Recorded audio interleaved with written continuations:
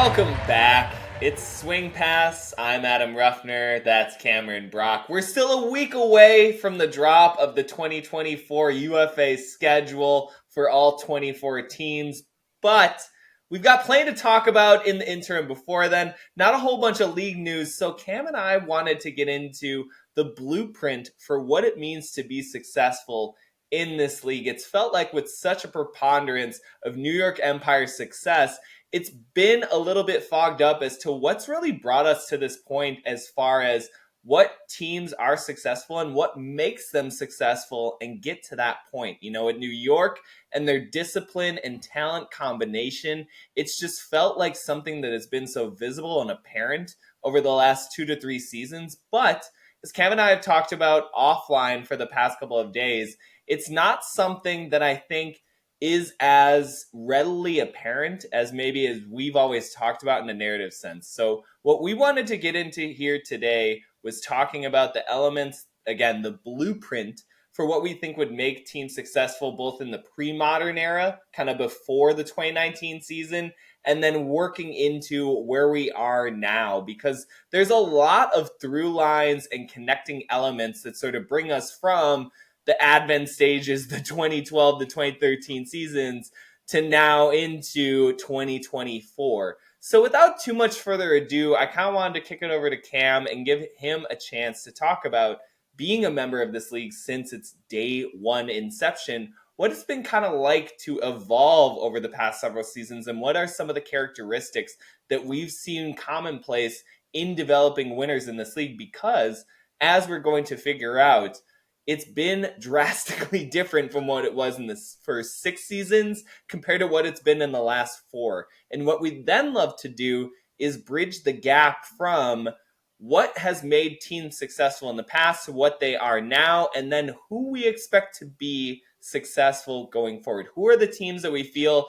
carry the elements of what will be successful and allow them to have sustained success, in this league going forward. And again, without too much of my own words, I want to kick it over to Cam. Cam, thanks again for being on this episode. As always, what do you feel like has been kind of the story before now, as far as what was to be successful in the UFA versus what it is now in the league that makes teams be able to win games? Because I obviously have my own take, but you being on the field for, some 200 plus games, what is it that makes a winner in this league? You've made it to championship weekend. You've been to a bunch of playoff games. What is it? What are kind of those quintessential points that really unite winners in professional ultimate? Yeah, I haven't quite been on 200 games, but I did look as we were getting ready for this podcast. That's too many. That's too many. I did realize that I have played more games than more than half the teams in the league have played total. So Did you? I feel like I saw this NBA stat, Chiron, that was LeBron James has played against a third of all NBA players who have ever suited up in the league, and I feel like you've got to have a stat similar to that in the UFA. I know we don't have as much interdivisional games, but Sure. You've got to have some sort of like collective played against 40% of all total league members ever, something like that. Yeah, and it helps that some guys shuffle in and out of the division. So, like, I've seen them at one point. Like, if they've been in our division, I've played against them. So, so as I was kind of researching for this and we were talking about this, it became one thing that I was really trying to think about early on was like, what made teams win back in the day? Because we've talked about how teams have become way more efficient and just better top to bottom as the league has aged. And when I really thought about what was happening in those early seasons, it actually was a pretty clear-cut answer for who was going to win every year. And that was the team that just had the most talent. It didn't really matter if that talent was there every game during the season. Roster consistency seemed to be way less important. What mattered is that when championship weekend rolled around, when the playoffs rolled around, if you had your top guys available and there, that team won. So when you look at 2012, the best teams in the league were all out east. You could probably make an argument that the top 3 teams in the league were coming out of the East. Two of them ended up in litigation and weren't really even available for the playoffs. But the Philadelphia Spinners were a team that was definitely looked at as being top dogs for pretty much the whole year. They proved as much in the championship game against us. Same thing the next year, Toronto Rush enter. Goat is in, what I would consider kind of their heyday. Like they have Mark Lloyd, who was just, probably one of the top 5 greatest players to play in our league up to this point, if you ask me. You could make a strong argument that outside of Bo Kittredge, he is the best player or biggest, if not best player, at least one of the heaviest, biggest impact players, I guess is what I'm getting at. That guy was an absolute monster. Toronto was a top 5 team in blocks their first 4 seasons, I believe, in the league, 4 or 5 years. And when you look at the numbers during that time, blocks were a highly correlative stat to how well a team performed. People didn't value the disc as much back then. The throwers weren't as precise back then. And I think what happened a lot is you had these teams that were just better athletically, better game sense. They were just better players. They were just more talented. And even though teams weren't practicing as much, teams weren't as cohesive, when that's the case across the league, you're going to win out just on talent. And if you go through every year and look at the rosters of the teams who won the championship from 2012 to 2017, you will find every time the team with the most talent. And it wasn't until 2018 when Madison won where I would make an argument that they weren't the most talented team in the league. They were certainly a top tier team in the league when it came to talent. But I think you could more easily that year make an argument that some other teams may have had more top end talent. But Madison was a kind of the first team to really break through and value the disc a way no other team had. The first team to crack 60% for an O-line conversion percentage. For the record, most seasons before that, the highest team in the league was in the low to mid 50%. So that was quite a huge jump. And since then, we have just seen a whole different way of winning. It's not just about talent anymore, but that's what everyone relied on in those early years.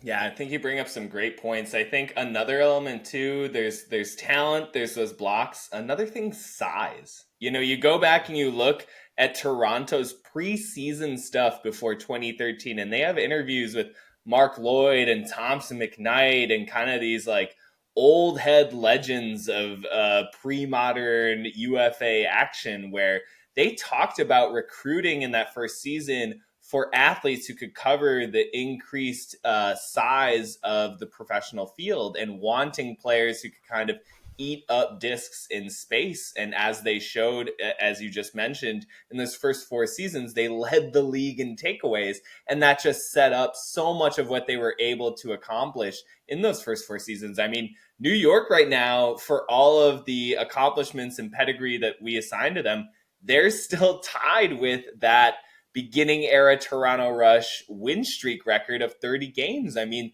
the Rush outright owned the East Division up through the 2018 season when New York finally broke through, won their first ever game against the Rush in that season's East Division championship game, made their first appearance at championship weekend since 2013 when the East Division had 2 bids. Toronto took one, New York took another.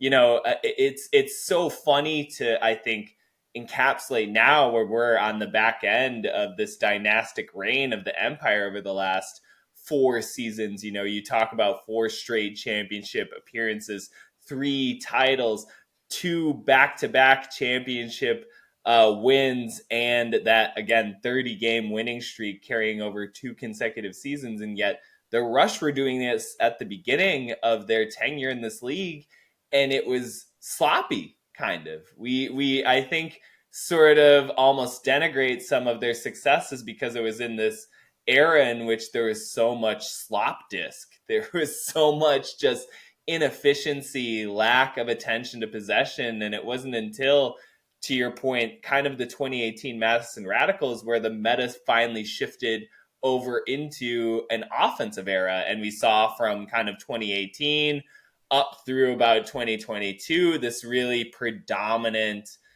style of reducing mistakes on your offense, pushing efficiency. Obviously, turnovers and other things are important, but kind of super loading on the offensive side of the disc. And I think you've seen as a result of that, and I'm sure you can corroborate this on the AlleyCats, there's been sort of this lineup adjustment of shoving all of your stars on offense and letting them kind of figure out how to power the entire team from that position. And it wasn't until, as we talked about 2 episodes ago in our defensive sort of coverage episode, that in 2023, that narrative started to finally shift. And it's really interesting how we already see now in just 10 years of this league, 10 plus years, I should say, of this league developing, that we've had kind of this response of defense, takeaways, pre-modern era sort of slot ball, that's the meta, to then there's this kind of offensive evolution, efficiency, and now we're kind of getting the next response, which is maybe in our defensive era, maybe back to takeaways, break rate, the ability to muck up an opposition's offensive attack being the predominant form of how you succeed. It's just, it's already showing that there's this continual kind of cat and mouse strategy between either side of the disc. And it seems like that's going to only continue going forward. But what I want to kind of bring you back in on was, you talk about talent being so indicative. You talk about the takeaways, size. It felt like in the pre-modern era, it was so much more alchemic. It was so much more like cosmic, the way in which these teams came together. You wouldn't really, quote unquote, know until the postseason and their top lineups took the field how a team like the 2014-2015 Oakland Spiders would take form, how the 2016 Dallas Roughnecks would take form, how 2017 San Francisco Flamethrowers RIP would look, because in their regular season formations, they were kind of these lopsided rosters of who could be active and who couldn't. And they would get, their talent surge in the elimination games, but it would just sort of, there was a lot of play that was indicated by highlights. I feel like in the first several seasons, it was sort of like you could watch a highlight reel and surmise who the better team was. That started to fade a whole bunch. There is a huge discrepancy right now, I feel like, in the league between who makes big plays and who is successful. You look at New York, you look at DCs, you even look at Salt Lake, etc. These are boring teams to watch at times, quite frankly. They are execution heavy teams. And so I kind of wanted to bring you back in about, again, the pre-modern notion of what it was to be successful, and what kind of, more importantly, you started to describe at that hinge point in 2018 was. What sort of was that change that brought us from this kind of almost rock fight style that I often like to characterize pre-modern or even still Central Division games with, versus what we kind of see more developing league-wide as far as efficiency, turnovers, putting pressure on opposing offenses via pulls or something else. There's so much more refinement of the game. Can you talk to us about what kind of was that shift and what you noticed in those years, maybe from 2016 through 2019? What kind of was it like playing through that shift? Yeah. So one thing that's really interesting, like with that shift, right, is there were a lot of players that didn't survive the shift. Whether it's because, like, to be completely honest, right, the league became more efficient, and if you were a player who wasn't efficient and refused to kind of get on board with efficiency, then you just kind of got beat out, or you just weren't good enough to be on the team anymore, because it was no longer just about talent. It was no longer just about, like, I'm a great athlete. Like, you also had to be good with the disc in your hands, or at least good enough to get the disc back to somebody else and complete the next pass. And that's just not something that you can't be inefficient in today's game. And that's where it kind of all started. And I really want to point out Madison, because Madison was a team that dominated the Central Division. They won the Central Division 2014 to 2018. I believe they finished second to Chicago in their inaugural season in 2013, although they did end up making it to the championship game that year against Toronto. And the thing that really set them apart from pretty much every other team in the league was their roster consistency year to year, not just game to game, but year to year, and how innovative they were trying to be with this new rule set, this new field that people were still trying to figure out. They were the team, you look at Atlanta now, who does this zone, man, back and forth game on defense pretty much throughout the game. Where did that first start? In Madison, and they perfected it. And we talk about size. That's so important when you're running a zone. And they had these two massive men up in front in that double team, and Andrew Weber. And although Mechanix is not Max Weber and Andrew Mechanix. Max Weber, Andrew Mechanix. I was getting their first names mixed up there. Sorry. Yeah, with Weber and Mechanix up there. Mechanix isn't that tall, but he's deceptively long, like his wingspan. Yeah, he's got an ape index of like a 7-foot NBA center. Like it's astounding way. I think they call him a little bit like Mr. Fantastic on the mark, where his limbs just kind of extend when he needs them to. Well, and they have guys like Scott Riggles, who's like 6'7", Dave Wiseman, who's not short, 6'3", 6'4". I mean, they had so many large bodies they could put out there, and they had some people on the back end who were athletic, like Peter Graffey. Never going to be confused with a great man-to-man defender, but man, you give that guy some space to go jump up and get a jump ball, like he's great at that. Like, in putting him at the back of that zone where that's all he had to worry about was perfect for them. And it wasn't actually until 2018 when he moved over to offense and he became one of these super efficient offensive players that they really took off on offense. And we saw that 60+% conversion. To put some things in perspective, something that had never been done before, we talked about how great the New York Empire were last year in that game against DC, not having like 7 total turnovers or whatever the number was. Four. Sorry, you're right. 1 per quarter. It's worth noting. It was 4 in a 48-minute regulation game. We played against Madison in that division championship game to go to championship weekend in 2018. They had 8 total turnovers for the game, and I believe 5 of them were defense. So their O-line turned the disc over, I believe, 3 times the entire game. Even if we converted all 3 of those breaks, that is not enough turns to win a game on. I mean, I think we lost that game by 8 goals. They were just so efficient, and it was something that the league really had never seen before. But that they had been building. They kept bringing this roster back. They kept innovating. They kept game planning. They were, I think, coaching-wise, they were the first team that had a consistent coach year to year who was also trying to be innovative with what they were doing on defense and the schemes they were running, game planning specifically for certain teams and what they like to do. And that's something that can't happen when you have coaching staff shuffling in and out all the time. When you have players shuffling in and out all the time, you're having to constantly teach systems. Instead, they were owning their system over years and years. And that was really the shift we saw, where it's like you can't just be talented anymore, because there were other teams in the league that year. You could make an argument that Dallas was more talented than they were.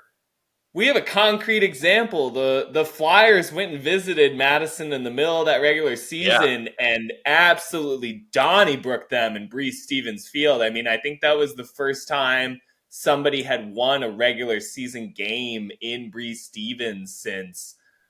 I think it was the first time since 2013, because the only other time I can think of before that, because I was still during like when they were holding reign over the Central Division and beating all of you interdivisional opponents, was 2016 semifinals against Seattle. I think the only times they had lost up until that point were against championship contenders or somebody that appeared at a championship game. And then the Flyers came in with Jack Williams. Nethercutt had won the MVP the prior season. They had Jacob Fairfax. They had Misha, and they just routed the Radicals. I remember talking with the 80-yard flick bomb from Nethercutt to Terrence Mitchell that just was on everyone's highlight reel for weeks. Like, it was just, and And it was just one of those things where the throw was perfect, and it was obviously the entire length of the field. And also Terrence Mitchell was just running away from his defender almost on his own.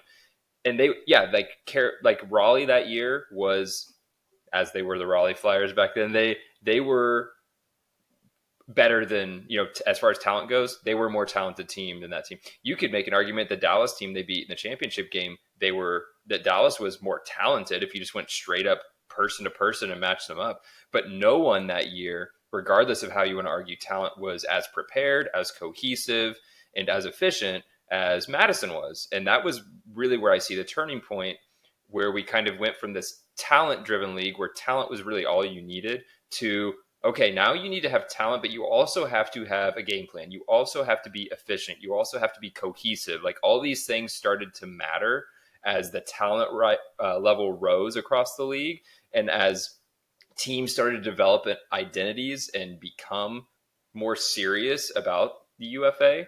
Because there was a time where it really was like, most of the teams in the league, probably, maybe you practice once every once in a while. Maybe people are just showing up to games. I've talked to people who have played on other teams. Admittedly, a lot of them weren't very successful, which makes sense when you hear that, like, once the season started, they basically stopped practicing. They would just show up for game days, and that was it. And that just can't happen anymore. You can't just show up when you want to. You have to be there for practices. You have to be there for games. And if you have people, let's take Colorado for example last year, who are in and out of the lineup last year. Carolina is another great example where you don't have people coming to every game, where you have, whether it be injuries or people are just unavailable for whatever reason. And what ends up happening, you have these teams that are super talented that both of them lost in the first round of the playoffs and didn't even make it to their division championship games. And I would say, if we looked at just rosters, I don't think anyone would disagree that those were clearly two of the best rosters in the entire league. And they lost to teams with inferior rosters who just, they were there. They showed up all throughout the season. They had more consistent lineups, and they had game plans that seemed to make more sense. I will say, even coaching decisions that seem to make more sense. Like, to me, the decision to not put Nethercutt out there because he won't be available the next game is a dumb decision. You can't count on being in the next game without winning the game you're in right now. I don't care if he's not going to be there the next week. Put him out there on the O-line. Like, things like that don't make a lot of sense. Like, I think you just have to be better at every level other than just, hey, let's just be talented. That doesn't work anymore. And here's another thing I want to bring up about that pre-modern era again, kind of what we're talking about from 2012 through 2017, maybe even getting into 2018 again. No era is going to be cleanly defined by a year, a decade, anything like that. It's all going to be pretty fungible, right? One thing that we haven't really just hammered on, and I think it relates to this whole talent component, is the Bo effect. Bo Kittredge. I mean, he won 5 straight titles. He didn't lose a playoff game during that stretch. He dominated this league in a way in which, if his shadow didn't recede so quickly, I feel like we'd still be talking about him. I mean, it's kind of even the enduring legacy of what he granted the Empire, which is their ability to overcome Toronto and get onto the apex level that he had kind of paved throughout most of his playing career, both collegiately, professionally, World's Gamesly, any competitive format you put Bo Kittredge in, he was liable to get a gold or a trophy in.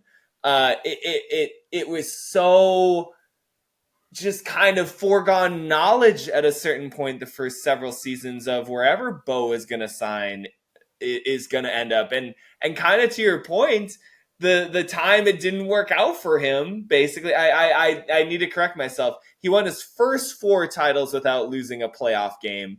He lost in 2018, not to Madison, but to Dallas in the semifinals, but by a meta that eventually defeated the sort of talent wave that he rode to 4 straight titles from 2014 through 2017. And then he got his 5th famously in his final season with the Empire in 2019, where they went undefeated. That's where I kind of lost a little bit of the thread about him being undefeated the entire time. He did lose a playoff game in his tenure in this league. One, he lost one, but just sort of the effect. Again, he was considered to be the pinnacle of our sport, arguably the GOAT in the men's division all time.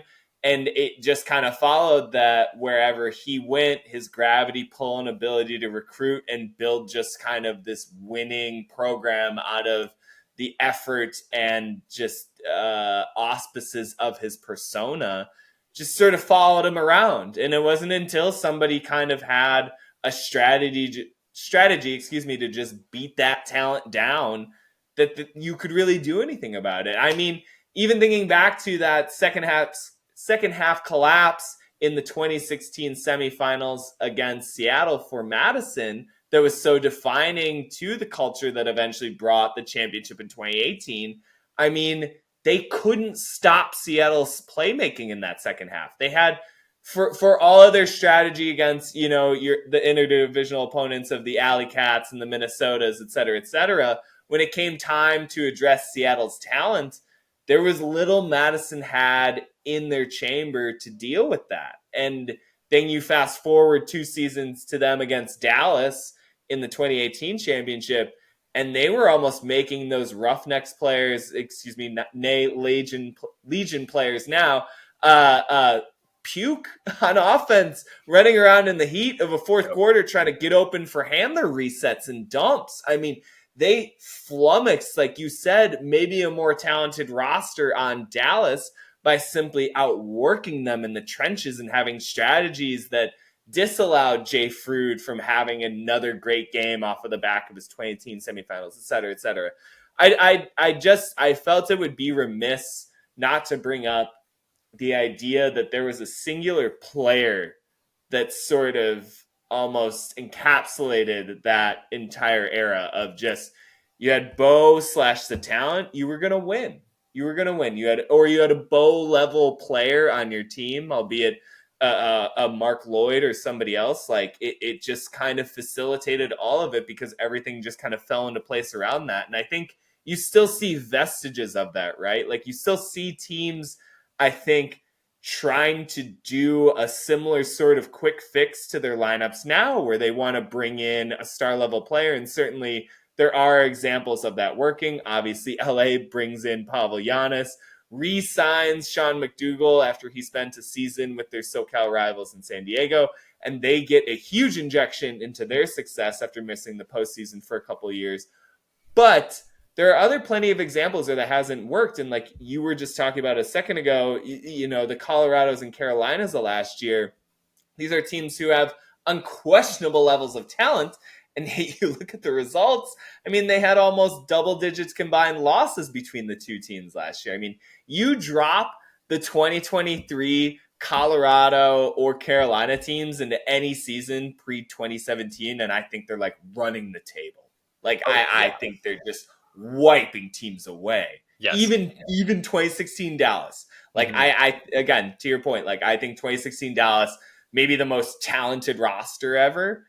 But they didn't know. I mean, they were out there playing scrimmage ball. Like, you go back and you look at their efficiency numbers, it's kind of tragic. Like, it's a hard argument to make from an analytical point of view of that being the greatest team ever, simply because they didn't have the discipline or seriousness to take a lot of the simple possession seriously. And then you look at a team like last year's New York. I mean, they just can execute it. Anyways, way off into the weeds here. I wanted to try and bridge from that pre-modern era into modernity where, again, we've just seen this kind of paring away of the sort of simplicity of, you can just get the best players and they'll sync up and you'll go on a run and it'll work. To now, there's so much more blocking and tackling, so to speak. There's so much more X's and O's, strategy, health, fit that goes into it. I think one of the things that I'd love to transition into now is talking about these teams who we feel like are maybe on the cusp of that or starting to develop that kind of, again, like dynasty. Obviously, New York has it, but that success. And I think we see that these teams are almost in these fitful stages. and I want to bring up one in particular, Atlanta, who's kind of on this precipice or this kind of teetering edge of they obviously have the talent and they've been recruiting it into their region, both locally and semi-locally, in the Southeast corridor. And they can't quite find that balance between what are sort of the foundations of commitment about showing up to practice, about being a part of this unit and chemistry versus just outright talent. And I think a great example, and we were talking about this pre-show, is Misha Freistadter. This is somebody who arguably could have won the MVP 2 different years, in 2015 and 2016 with the Cannons. I mean, he put up absolutely NASA level fantasy numbers. He set the single season. He took your record of a single season goals mark, broke that. One of the most dominant offensive players we've ever seen in this league. In 2018, played for the Flyers, played defensively fantastically. He gets added to Atlanta before 2023, and it's like, my God, they're going to add this 6'7" monster to their roster. What ceiling do they have? And all due credit to Freistadter. He had a good season. He showed up. He had good games for them. It was hard to discern if he made a difference for their successes. That is mind-boggling to me. If you would have gone back to me at any year prior to 2019 and told me, hey, this already championship contender is going to add Misha Freistadter, I would have been like, all right, just punch the ticket. And it's like this past season with the Hustle, it felt like he was great. He was great in his role, but it made no waves. I guess what I'm wondering is, can you help me connect and maybe help our audience connect that difference about, sure, we can talk about, the aesthetic differences between the pre-modern and modern eras, but like, what happens when we have this actual player who is showing us the similar output or efficiency, even a greater efficiency than he had before, and yet his impact is lowered. His like individuality isn't as well expressed. Yeah, I think it kind of goes back to just the cohesiveness you need from lots of practicing and playing together. And although Misha was on the roster last year and played well when he was there, he wasn't someone who was consistently available. I don't know right off the top of my head, but what he played in about half their games, maybe. Not even, but not even. Yeah, it was very similar when they added Khalif the year before. Like Khalif El Salam, obviously a very talented player, a guy who can be a difference maker. But if you're only showing up to 3 or 4 games, and I'm guessing you're not going to many practices, if any, like, what's that really mean in the long run? Because what's not going to happen is you're not going to have no cohesiveness and then show up in a big game and be the difference maker.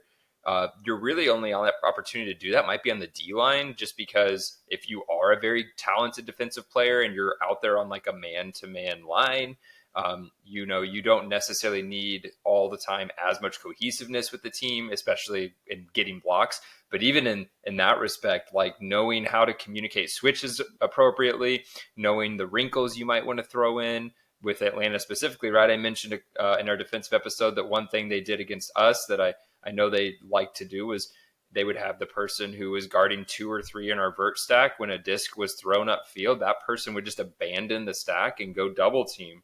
And now that creates a lot of problems because the double team isn't coming from the handler space, leaving the handler open. No, it's coming from the stack. And now if the person who's being poached off of isn't fast enough, right? Like now we have these problems. We don't know where to go with the disc. And when you put somebody out there who's not used to throwing these wrinkles in because they're not practicing, they're not going to every game, how much are they really going to move the needle? They have to play a simpler form of defense, right? They have to play on offense. They have to play a simpler form of offense. There can't be this nuance. There can't be these like almost back shoulder fade cuts that you make because there's not that chemistry between you and the offense. So in the long run, you don't in today's game really move the needle because it's not just about talent anymore. It's not just about size, both of which Misha has in spades. But it doesn't matter if you're not going to move the needle, as you said, despite putting up great efficiency numbers, because those numbers just look different with him than they're going to look with somebody who's showing up all the time. And we see that across the board everywhere, right? Like Carolina has as much talent as anyone. They can go 25, 30 deep. like their 30 is as talented as most people's, top 20, right? But again, if you don't have the consistent reps with people, it doesn't really matter. You can't just have Joe White show up for big games and think it's going to work out. Joe White's an amazing player. I mean, you could make an argument that he's one of the most impactful players you could possibly have on your team. But we run into the same thing where it's like now you're playing a different style of Ultimate when Joe White's in there. It is not the same as having Solyanik and MGH back there running things. It is different. It looks different. It feels different. You cut differently for it. And when you can't just turn your brain off and play Ultimate with a system that you just know backwards and forwards, it adds a lot more tension to everything. So even if you're converting at a similar percentage, even if things look statistically kind of the same, when you actually watch the product on the field, you notice a tangible difference in what you're seeing. So I think that's a really long way to say you got to show up for more stuff or you're not really going to make the impact you think you're going to. Yeah, no, it's fantastic. And I'm also really glad to hear that in a roundabout way, you're kind of confirming that the argument I had last week about Thomas Edmonds not quite being the right fit for DC's offense is true, because he just hasn't had enough reps with that unit. I just also wanted to shout out because Edmonds was just recently nominated for Canada's Men's Ultimate Player of the Year in 2023. So huge shout out to Edmonds, very deserving award for him. The only thing disturbing is how much Thomas Edmonds slander is coming out of your mouth right now about him. He just had so much stuff about reps and being there and everything, and all I could think in the back of my head was like, well, he's 6, 10, 12 games into his DC tenure. It's not long enough with that unit, but maybe in year two at the Breeze. We're gonna get a really weird intersectionality of fans now, because this is now the third episode we brought up Thomas Edmonds. We haven't even gotten to the season yet, so I feel like we're gonna have some people. The Thomas Edmonds fan club is gonna become our biggest fans. Like all the Thomas Edmonds fans, come on, all the howling Canadians that come out of the woodwork. They're a very boisterous fan base, those north of the border. But yeah.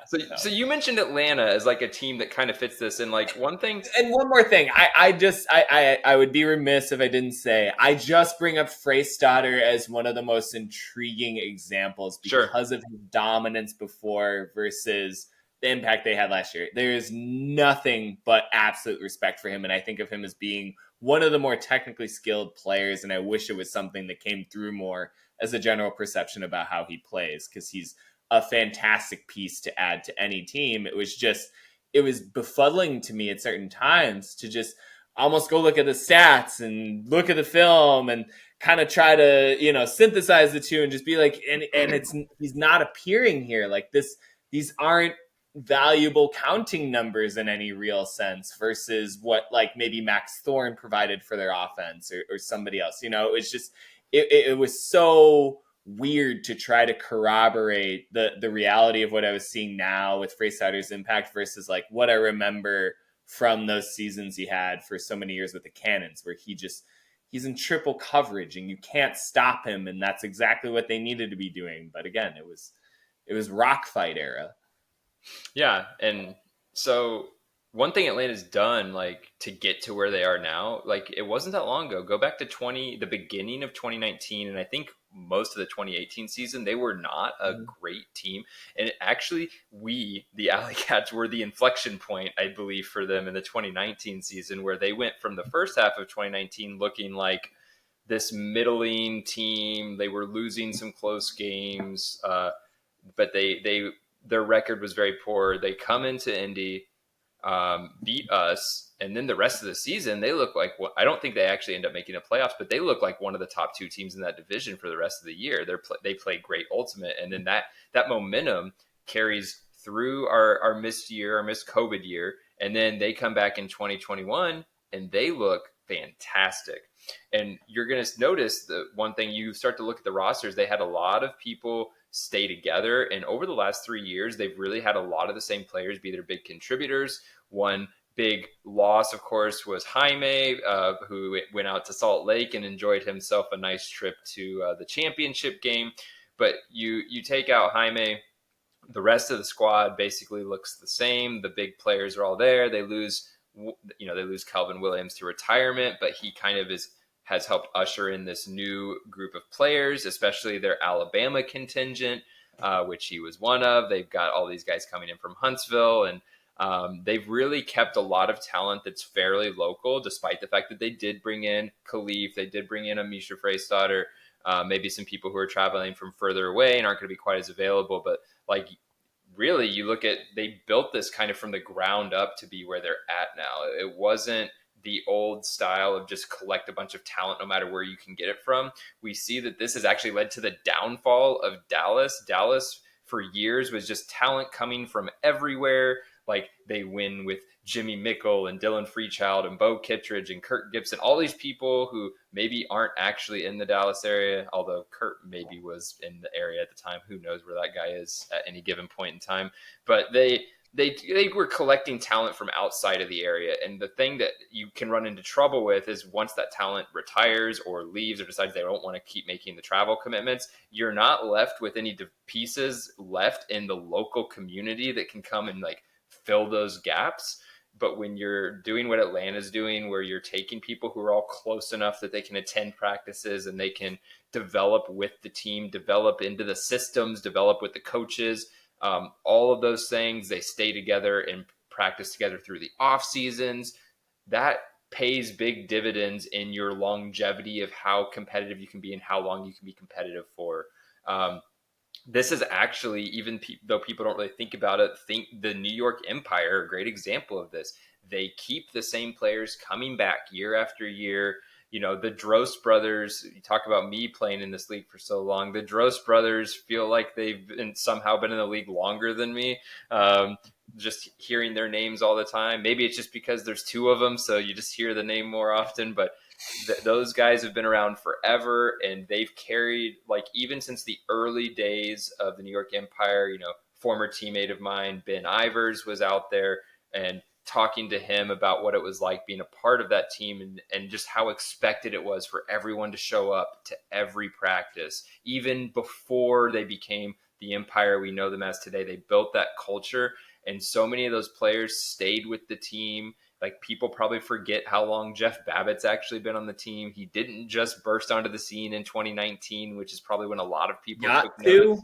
Yacht's been there for 8+ seasons now. So, like, these things matter. And I think when you can get those players who are within a reasonable area where they can attend things regularly, you not only build up those players exponentially more than you will players who can't come to things, but it creates a longevity for the program too. You almost are building yourself a farm system of like, okay, when this player ages out, we have this player who can come in and replace them. And that's huge for not just being good now, but being good long term. Yeah.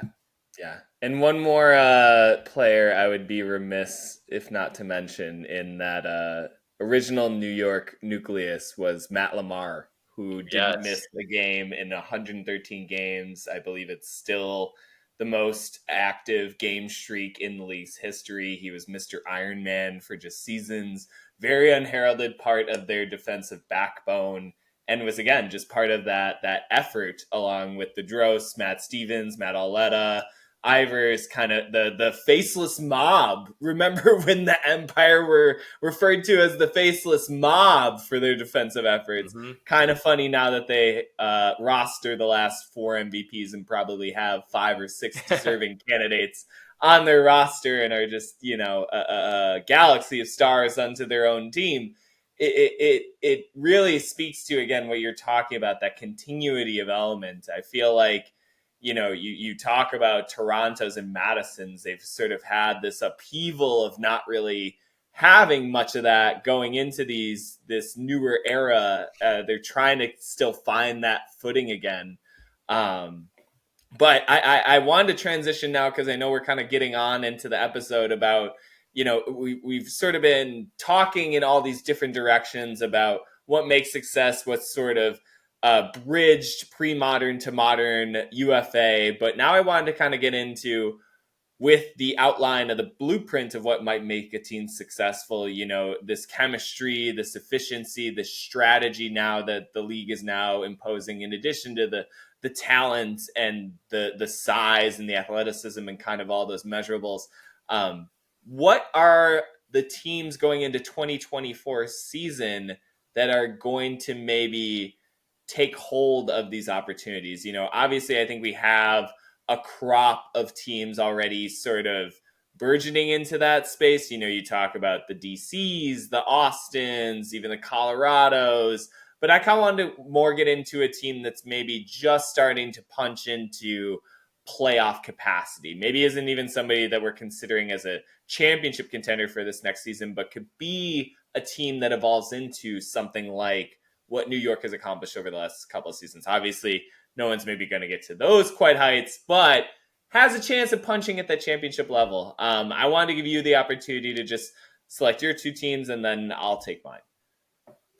Okay. I think we saw them actually make championship weekend last year, maybe ahead of schedule, but like Austin Soul. The Austin Soul have been slowly building. And when you talk about Austin, one thing that they definitely have in spades is buy-in.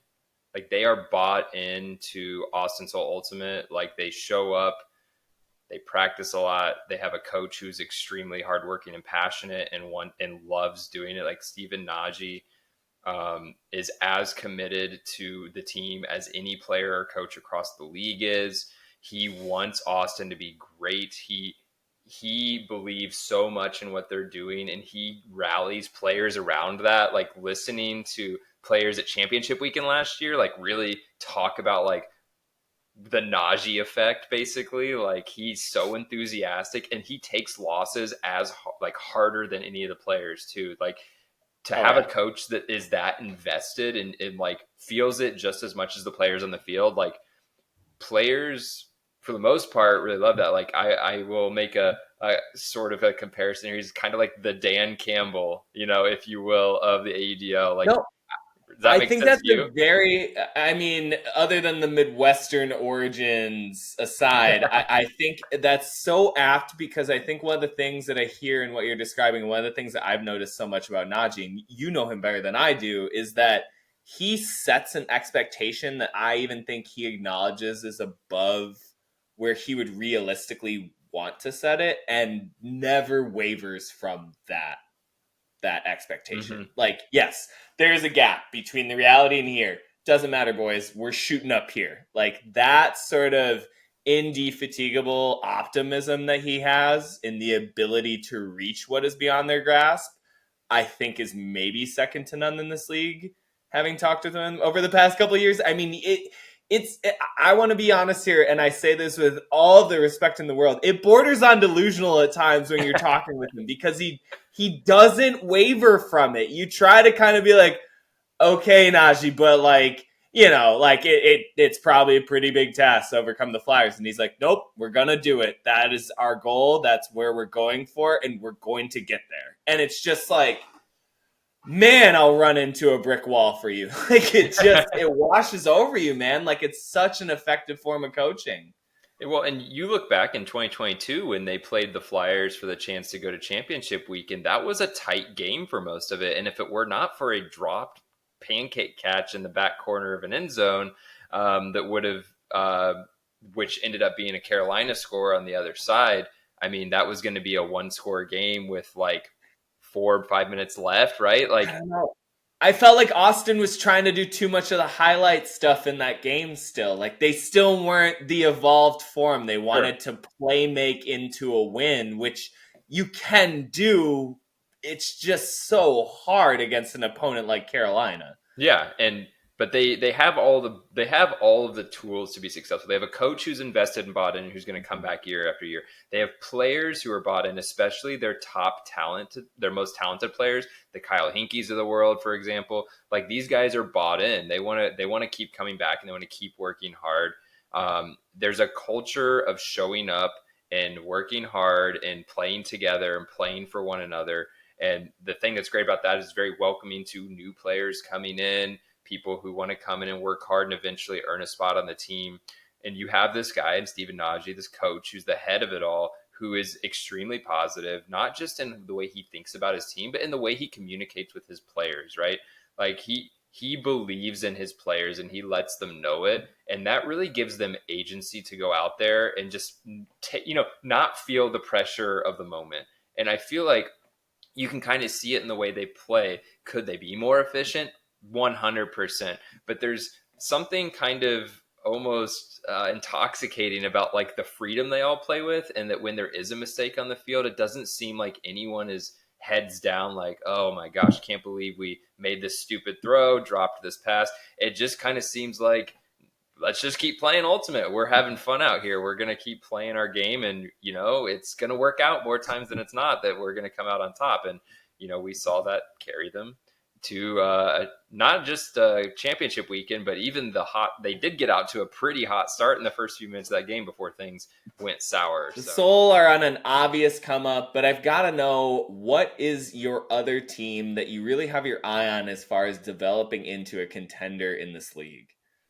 Yeah, I'm going to take it out west, and we are going to look at the Oakland Spiders.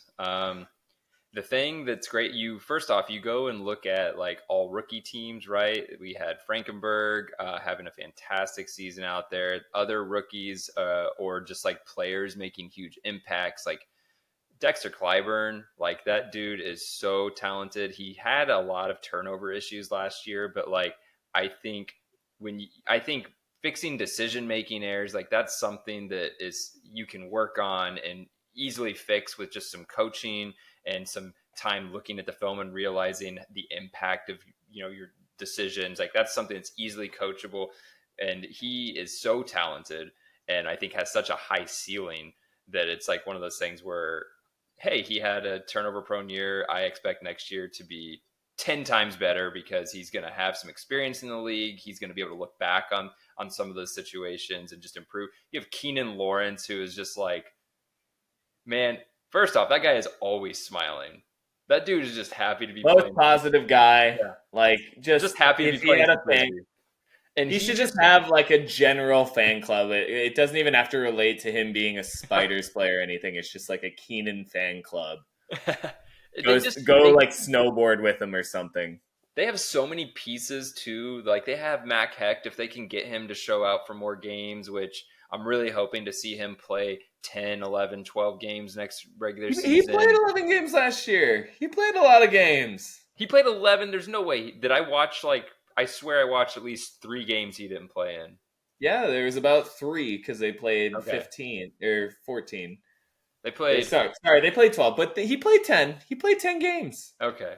Well, maybe he wasn't as prevalent some of them as I remember. I don't know, but I think he's kind of we talked about this in a previous episode. I think Mac Hecht is like kind of the cog that makes everything run offensively. Like, when he's there, they just are so much more patient on offense and don't seem to rely so much on these big plays, which was kind of fun to watch. And like you mentioned earlier with Austin and how sometimes they try to play make their way into games. I mean, Oakland won a game. Oakland is the biggest example of that. Like, all they want to do is try and dunk on you. That entire second half when they defeated Colorado at home is just them trying to dunk the Summit into submission. I mean, the amount of teenagers that sky out really good Summit players in the second half of that game is quasi-embarrassing by second hand. Like, I would have hated to just be theoretically in the position to have those kids doing those sorts of things to me.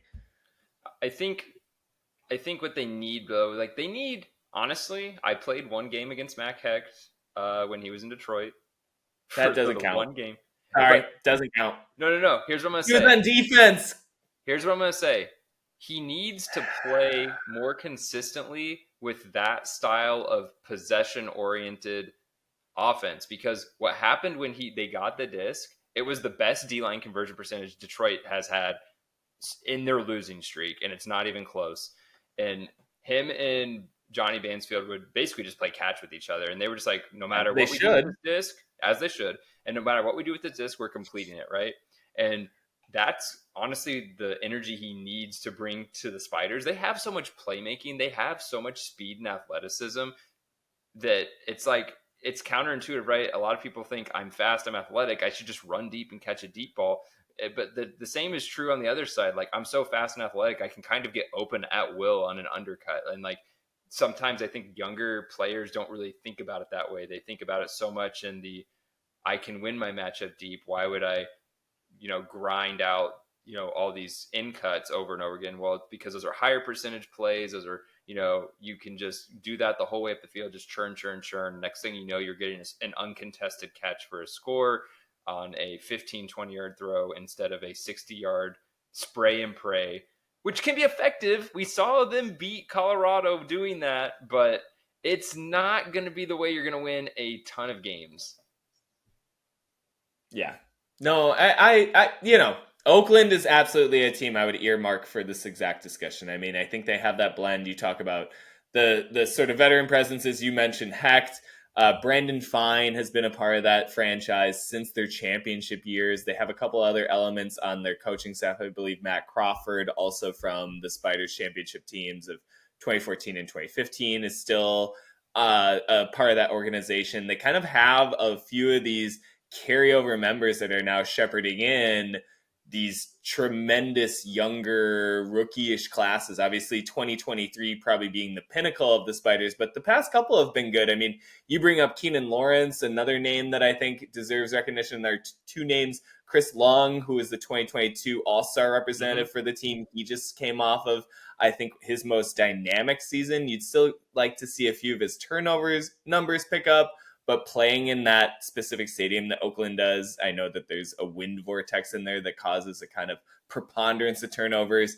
You look at some of the results last year, it's like 40 plus turnovers combined for both teams. So you can excuse that, but I digress. We got Chrissy Long as well as Evan Magsig, one of my favorite personal developing players as an all-around figure in this league.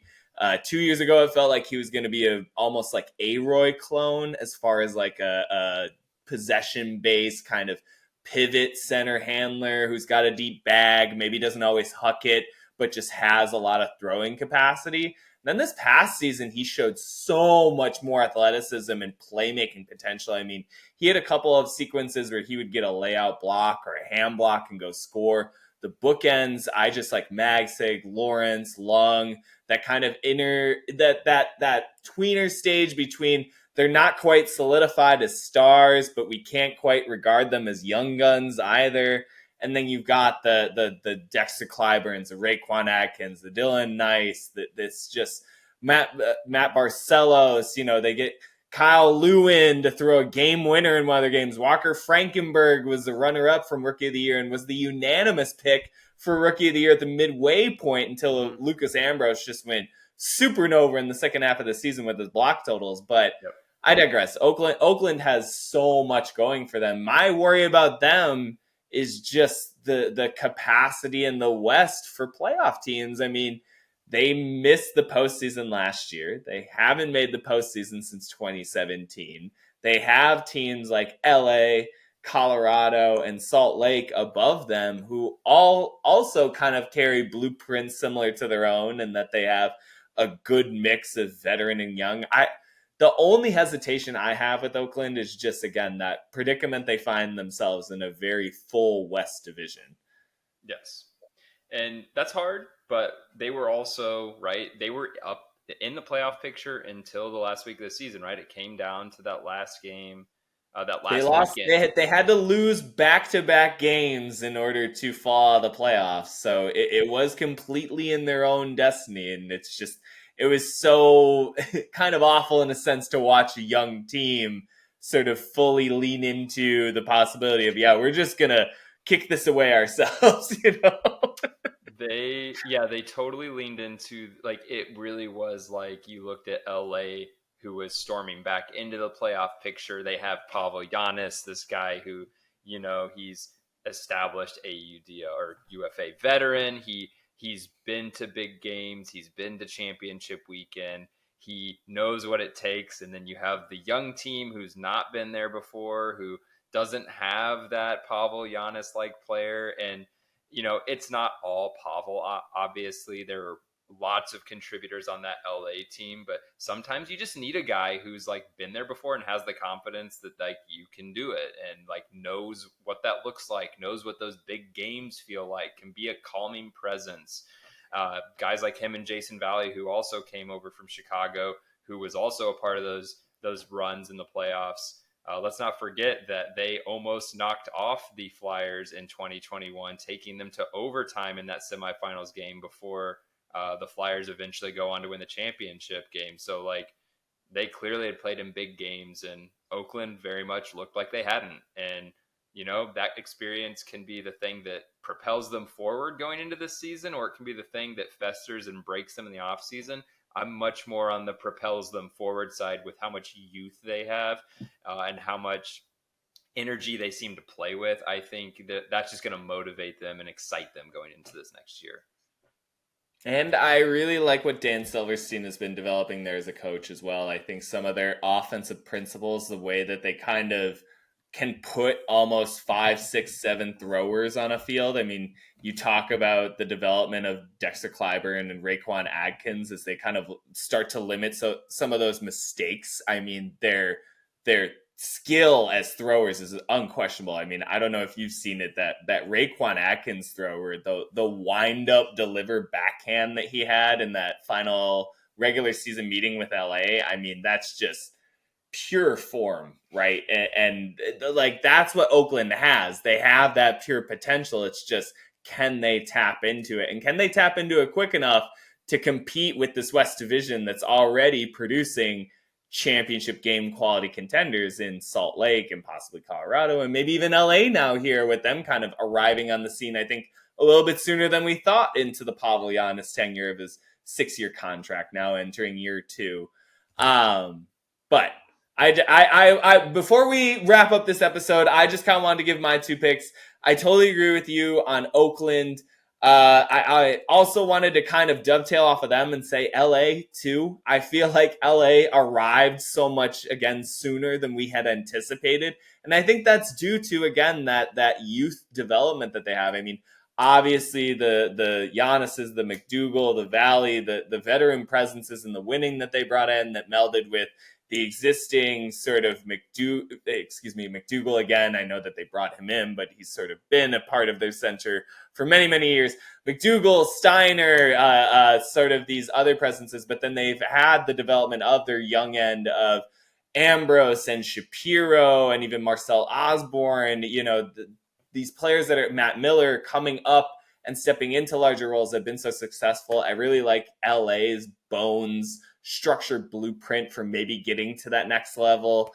Another team, and as much as I malign them, I am such huge fans of them, despite their social media presences at times. Philly.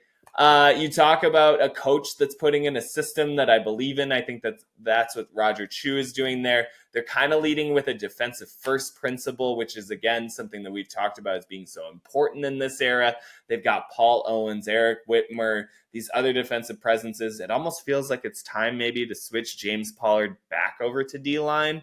Something that I've been stewing on a bit. They just have so many playmakers on offense. Maybe you do kind of like a Halsmeyer, a bit more of a hybridization role. Who knows?